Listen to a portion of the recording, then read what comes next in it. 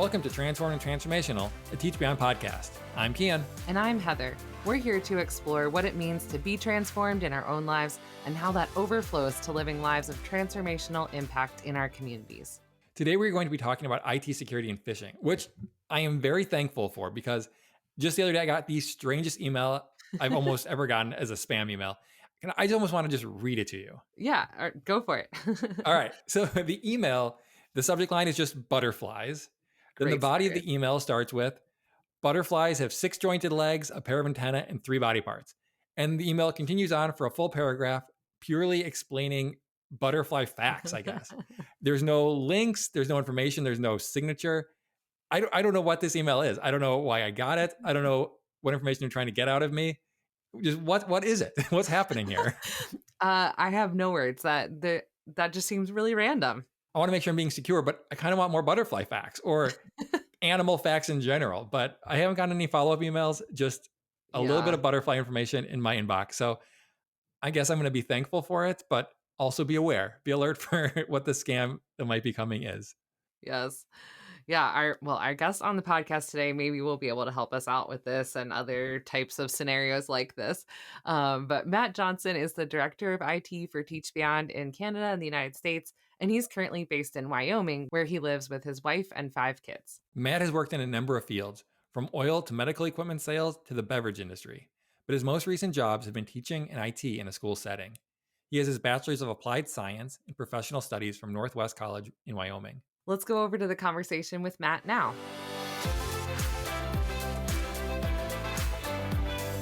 Welcome to the podcast, Matt. Thanks for having me. I appreciate you guys bringing me on. Thanks, Matt. We are so excited to have you. As we get started, I know you and your family just recently moved back to the States about 2 years ago.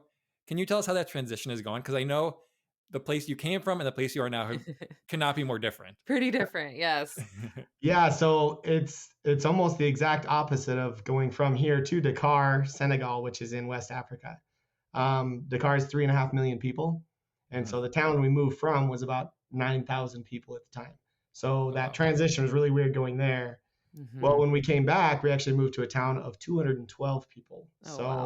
We now are back to an even smaller town. So the transition from 3.5 million back to 212 has actually been really different. For the kids, it's been really interesting. They when we first got back, we adopted 2 girls from Liberia back in 2019. And so they lived in Monrovia, Liberia, which is the capital city. Mm-hmm. And then we moved to Dakar, Senegal, which is the capital city of Senegal, both very big population areas. And being from Liberia, they're also African.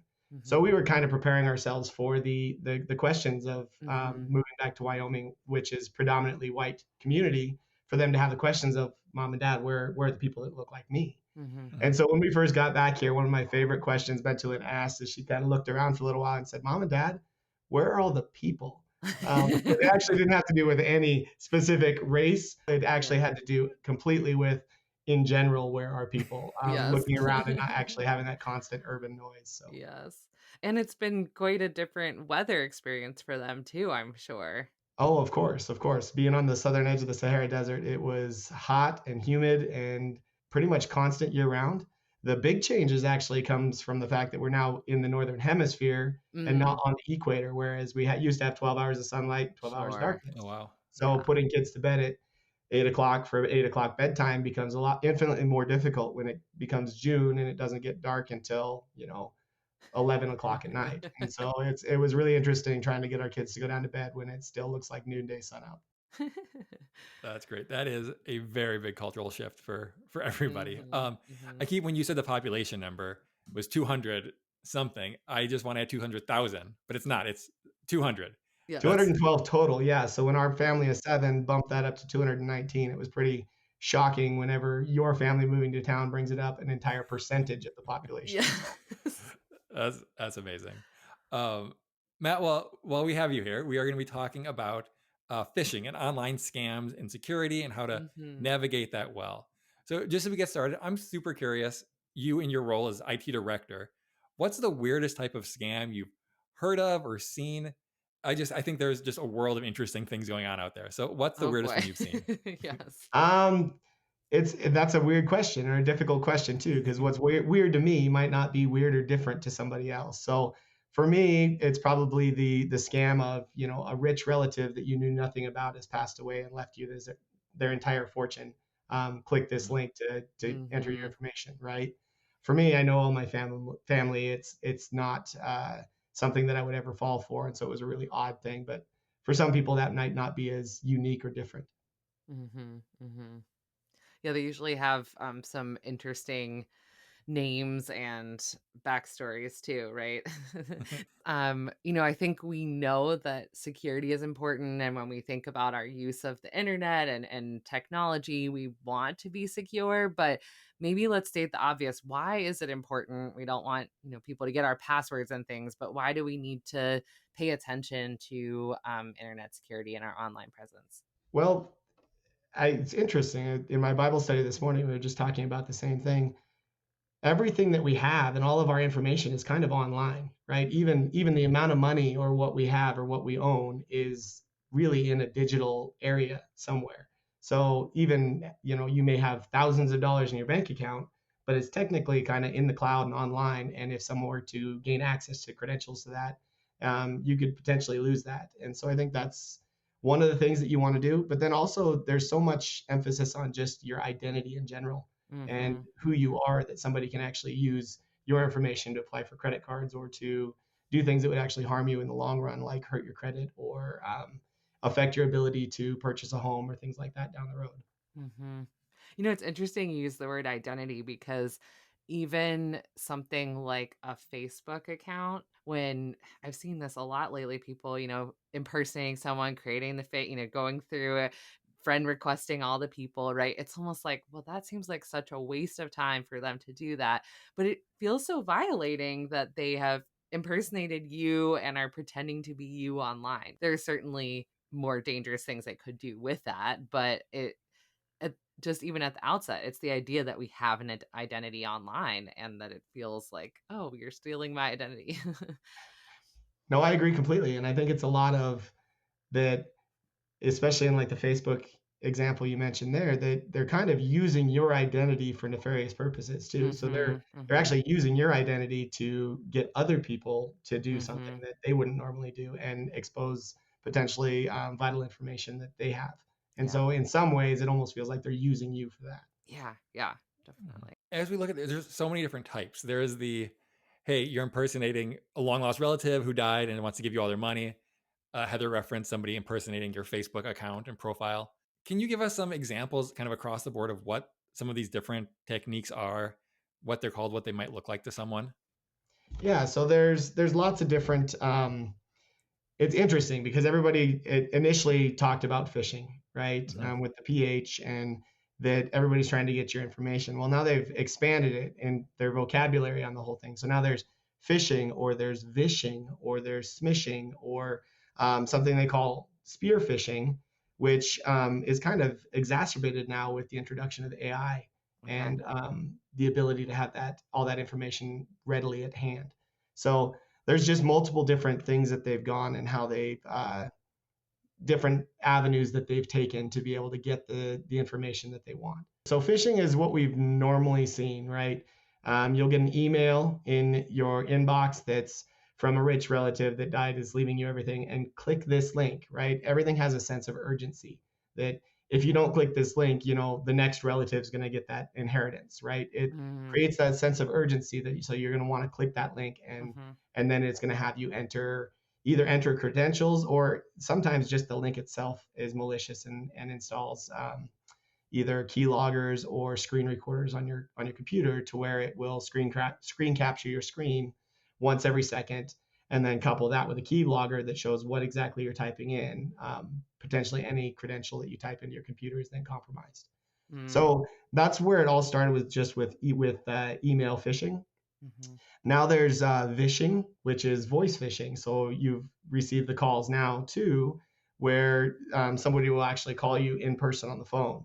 And it's the same essential concept of phishing through the email, except that they'll talk to you in person on the phone. Smishing, it has to do with SMS or text message. And so same thing, the link comes through a text message. And then spear phishing is where I think it is something that is a term that's become scarier in that they do research beforehand. So ultimately, they're going to research who you are, who your boss is, your finance department, somebody or a name that works in your finance department. So then instead of an email saying, click here to do this, you'll get a more personalized email where it'll say, hey, Matt, this is this is Bob, which might be your boss's name. Sally over in finance needs this, and I need you to go ahead and fill out this information for her. And in doing that, it creates that sense of confidence, thinking, oh, I know these people, so I can click this link confidently without anything happening. Yep. Yep. Matt, for the person who's like, okay, I can catch the this is a long lost relative who's asking for money. I've got that one down. I know that that's, fake. What are some other hints or ways that we can notice that an email or a text with a link might be malicious? Like, don't click on this, do some research first, or, what are we looking for? So one of the things that almost any IT or cybersecurity awareness program will teach you is always hover, never click. Right? You can hover over a link and it'll actually bring up the direct link of where that's going to take you. While it may say something else, if you've hyperlinked anything in an email, you can hyperlink any text to any website. So hover, find out where that's going to take you. If it's something that's unrecognizable, then don't click it. Often, a lot of phishing simulations or phishing attacks, they'll not have correct grammar, misspelled words, things like that you look for in there. Often, whenever an email comes in anymore, it's just comes from a name or a certain place. But you can actually click the little down arrow next to the from section that actually shows the exact email address. Right? The name that shows up is something that can be entered or is something that can be edited by any person. But the actual email address that it's sent from is something that is still there. You just often have to dig a little bit to find it. And so you look for things like, is it from your domain? Is it from a weird domain? The domain itself is going to be the word after. So it's going to be it's the word after at. So at teachbeyond.org. Just look for things that don't look normal or look out of place. And then ultimately, if it's something that is potentially legit that you're not sure of, the best thing to do is actually call a known number that you have for that. So if it's your credit card company that says, hey, this is happening on your credit card, click here to address it, then what you'll actually do is get your credit card out, call the number on the back of the credit card, and address it with them specifically. And I'm sure you could do that even with the scenario that you mentioned with spear phishing with your boss, right? Like, get out of that new email or text or, chat on whatever platform to be able to say, hey, I just got this email. I just want to verify that it's you, right? And the worst that happens is it was them and you took an extra step of precaution. Yeah, exactly. And I think ultimately the best way to know and to the best response to phishing is to just be aware that it's out there and kind of in some ways always be on your guard and be prepared for something to happen and some kind of attack to happen. And in doing that, you may be wrong some of the time, but ultimately it's better to be wrong and not send the information than to be wrong and send the information. So verifying and double checking is always the best way or best course of action. Can you speak to us as the IT director? Do you get too many people saying, hey, is this spam? Is this a phishing? Is this real? Are you happy? Like, can you say people might not be worried about bothering you? Like, oh, I got to stop annoying the IT guy with all these questions. Is it like, hey, please ask me? 100%. When in doubt, send it on to IT. Trust me, it's a lot more work for me if you were to click one of those links and had a ransomware attack on your computer, something's completely locked down, you can't access files, can't access accounts. That is infinitely more work than for me to go look at the sender's address and run a quick email search within the back end of Microsoft 365. And then if it's a malicious email, to report it. If it's not, to say, hey, it's fine, you can click it. That's good. Speaking of the emails and kind of the checking the domain where they came from and verifying it came from where they claim it came from, you mentioned Vishing, voice phishing.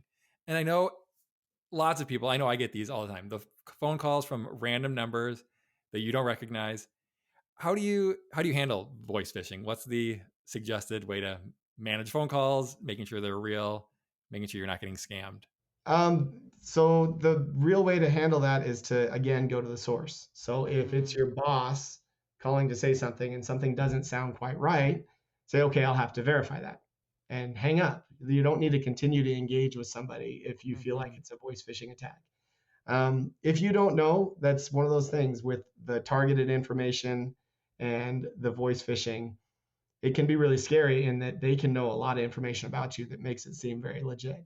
But if you got to trust your instincts. So if you have that voice in the back of your mind saying, this doesn't sound quite right, then always hang up with that, call somebody that you know, and verify it through the proper channels. That's good. And I imagine, they're trying to ask, you even mentioned this, they're trying to get something urgent, something, hey, you have to act now. So your instincts might be all over the place of, hey, I need to take care of this, kind of fight or flight. And maybe flight isn't the right move at that point. Yeah, well, and I think that that's what it comes down to. I think the sense of urgency is, hey, your boss is telling you to do this. Why aren't you listening?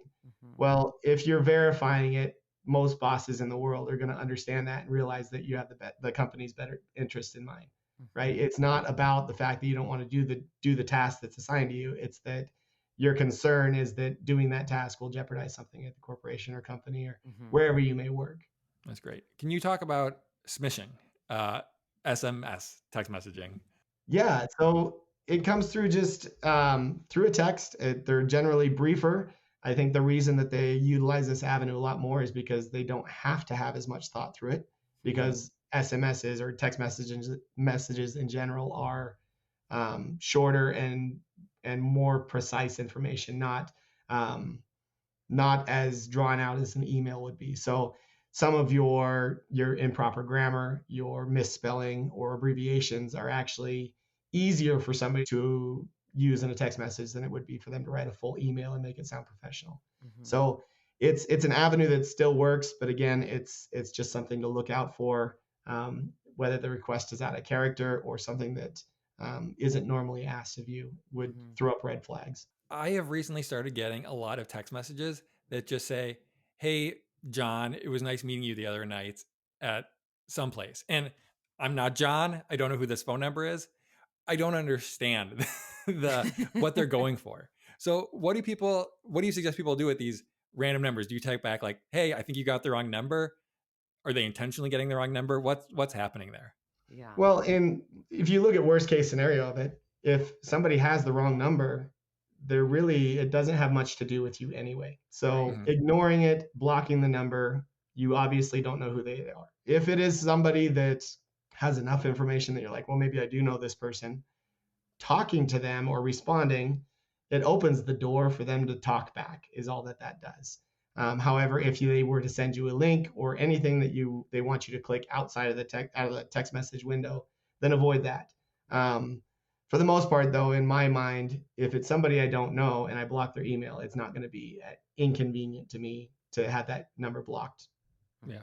Do you even engage, though? Do you say, hey, I think this is the wrong number, or do you just block it out of hand because you don't know this person? Yeah, I think it's all about your instincts. In some cases, I feel like you can tell when it's legitimately a person that's lost their way and it's not a person that it's not a phishing attack. It's not, hey, it was great talking to you last night, period. That's it. Leave it wide open. It's a specific request for a John on your phone. And you're like, hey, you might have the wrong number. Responding to that isn't going to hurt. Like I said, even if it is a smishing attack, then they are just, the most thing that you're doing is opening that up to them to respond back to you. And I think that's what they're going for ultimately, is for you to start that conversation so that they can build that rapport and then say, oh, hey, you should click on this link. Let's take a short break for a story from the field. Hi, my name is Arete Julia, and I am a Brazilian serving in Uruguay. When I arrived here, I had the opportunity to start working on the translation team. I was surprised to discover the importance of translation. Translation is both a remedy for one of the consequences of sin in the present and a foretaste of heaven. Once upon a time, all mankind spoke the same language. God wanted man to populate the whole earth and spread out, but they decided to build the Tower of Babel. to do just the opposite, to huddle together. With the disobedience, they were scattered, but now in several groups with several different languages, creating a huge barrier between the peoples. I'm happy to be part of the translation team because it lowers the communication barriers between peoples and contributes to achieving God's mission of making disciples of all nations and the gospel reaching more and more people through transformational education. Our invisible work supports communication in a multicultural organization with the projects and the people around the world transforming lives through a wide variety of initiatives. Our work reaches the world by building bridges of communication, clarifying and interpreting between people separated by language. What we do in the translation team is a foretaste of heaven, where will still be different peoples, languages, and nations, but there will be no more barriers separating us, and finally, we'll be able to glorify God together in one voice. For our weekly spotlight, we are focusing on Dakar Academy in Senegal, where Matt and his family previously served. Want to learn more? Click on the link in the show notes or visit teachbeyond.org/go. Matt, what would you say is one step that you think that most people could take to protect themselves more from these threats? You know, we're talking about responding in the moment, but what can we do ahead of time to be vigilant? Research is a big thing. I know at TeachBeyond, we actually have a training program where we'll have training videos that get sent out once a month. And then actually, I myself purposely phish our employees, send out a simulated phishing exercises, giving them a chance to say, wait a minute, this doesn't look right. And if they do click on it, it's from me. So one of my thing that I've always said is that you always learn the most by getting got. It's always better to get got by your IT person than it is to get got by somebody that actually has malicious intentions. As you go through the training, you do your research, it tells you what to look for, and then it just creates that idea of always being on guard. You don't ever want to let your guard down, and you want to make sure that you don't just willy-nilly click any link that comes through a text message or an email or anything like that.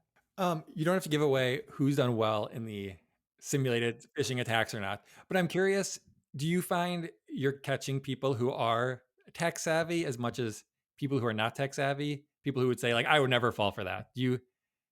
Are they right or are they wrong? It depends on the exercise, right?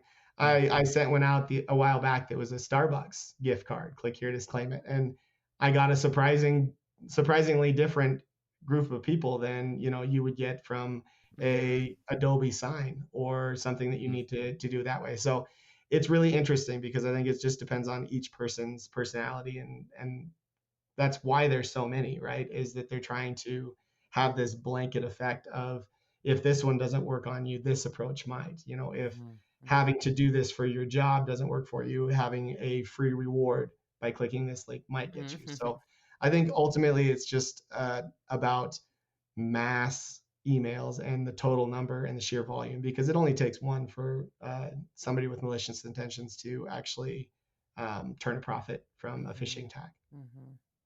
I appreciate that the goal here is to enter in with wisdom, awareness, eyes wide open, awareness of some of the potential.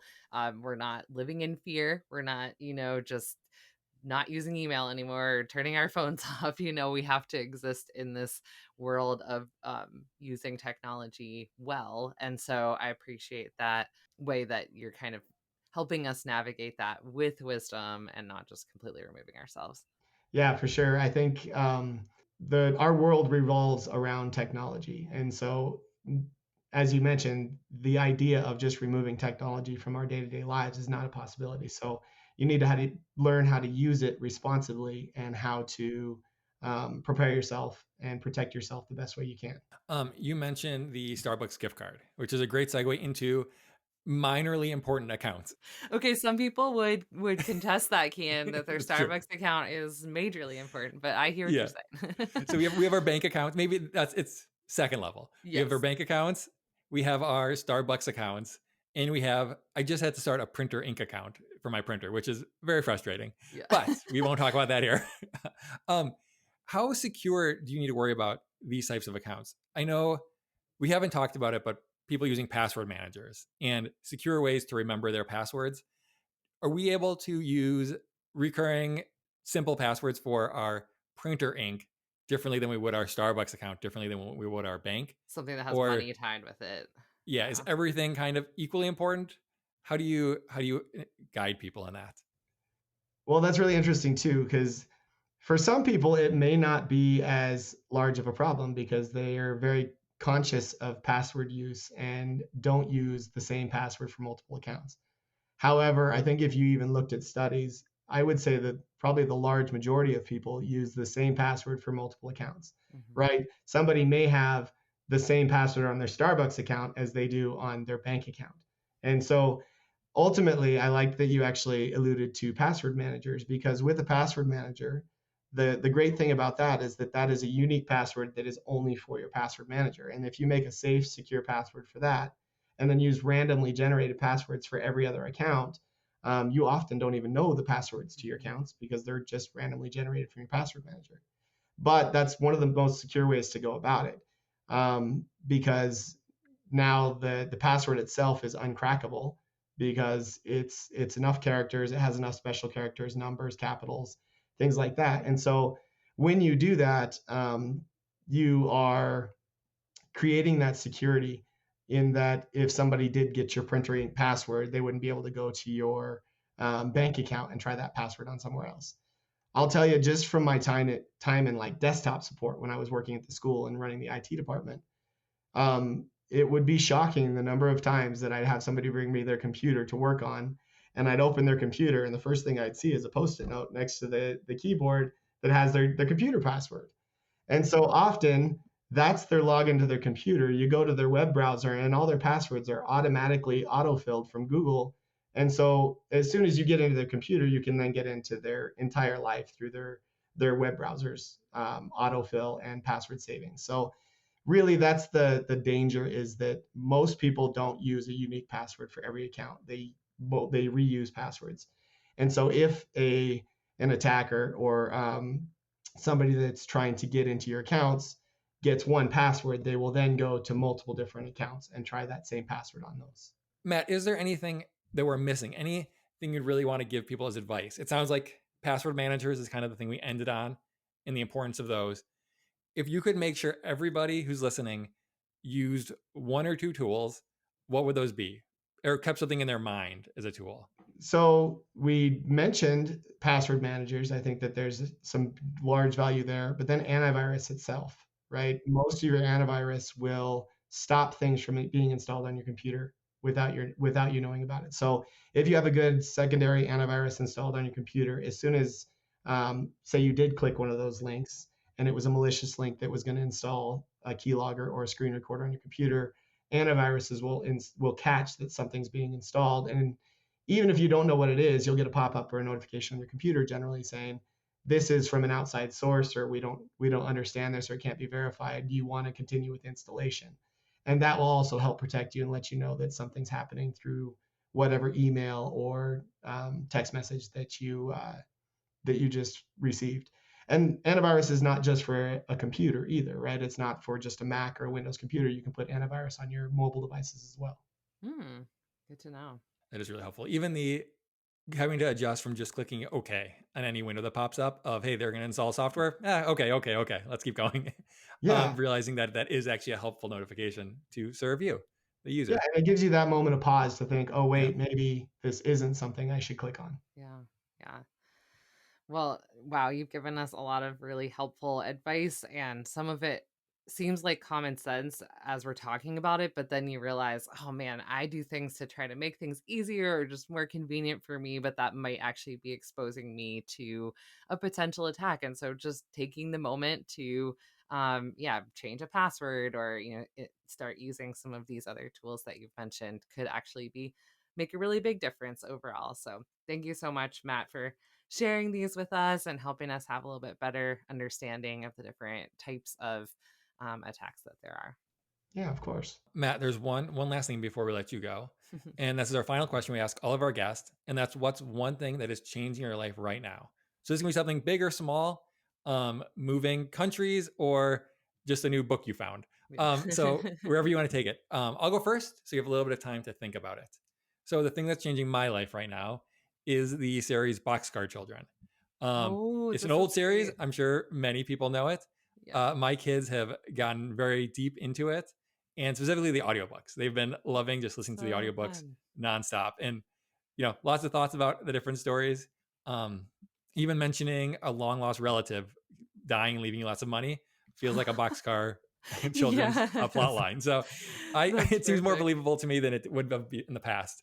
So that's been definitely changing my life. I love that your kids are reading the Boxcar Children, Kian, because I have very distinct memories. We started with the book with the mystery with the purple pool, and I didn't realize that there was a book one. I guess my parents didn't realize that there was a book one of the series that we were starting kind of way down the line. So we didn't really know the characters, but I just loved that story. So that still is one of my favorites, even though it is just randomly, way down in the line. What's changing my life lately is actually an app called 1000 Hours Outside. And I shout out to Hannah Hocutt, one of our other TeachBeyond members, because she was the one who posted about this. I've seen other families do this. It's kind of a way to spend more time outside, because you're tracking how many hours you spend outside over the course of the year, with the goal to reach 1,000. And but I'd never seen a person without a family doing this. I had just seen it in the context of getting your kids outside more. And so, Hannah, you've inspired me to try to be outside more. And January is a hard month to start this in, but I've been getting outside a lot more consistently. So that is what's changing my life lately. What's really for me lately that's been kind of changing my life is I've been reading a book by Lee Eklov called Feels Like Home. And it's the idea of rediscovering the church as a family, and not as something that you do on a Sunday morning, but as it's an entire life change that we're talked about being adopted as sons and daughters, or the idea of being brought into the family of God. And so it's been a really good book, and I've just enjoyed reading it. That sounds like a really interesting book. It is so helpful to think of the church community, the church body, as family. And that's such a mindset shift from just something you attend each Sunday. So I love that. That sounds like a really good book. Thanks so much for joining us today, Matt. We really appreciate it. Thanks for having me. I really appreciate it too. That conversation was so helpful. I had definitely never heard of the term smishing or vishing before, and I'm excited to use those in my daily life. I hadn't heard either of those terms, although I guess I've had those experiences before. It's definitely helpful to be reminded that those exist, and before it's too late. It kind of makes me want to go change all my passwords right now. Absolutely. I am definitely a person who's guilty of reusing passwords. I have good secure passwords on my important accounts, but so many unimportant accounts all have repeating passwords, and I'm sure I'm vulnerable somewhere. Gotta go change that printer ink account. Yep. Oh, man. Well, Kian, Matt, and I all serve with an organization called TeachBeyond. Education plays a big role in missions, and TeachBeyond is a part of that. As followers of Jesus, TeachBeyond is a global community providing transformational education services as part of God's ongoing mission to transform individuals and communities into all he intends. Want to learn more and get involved? Visit teachbeyond.org or follow us on social media. To help more people find the podcast and hear about TeachBeyond, we'd love it if you would leave a rating or review and share this show with a friend. Be sure you're subscribed or following the show on the platform where you listen, so you never miss an episode. And as always, you can reach us at podcast@teachbeyond.org. We'll see you next week.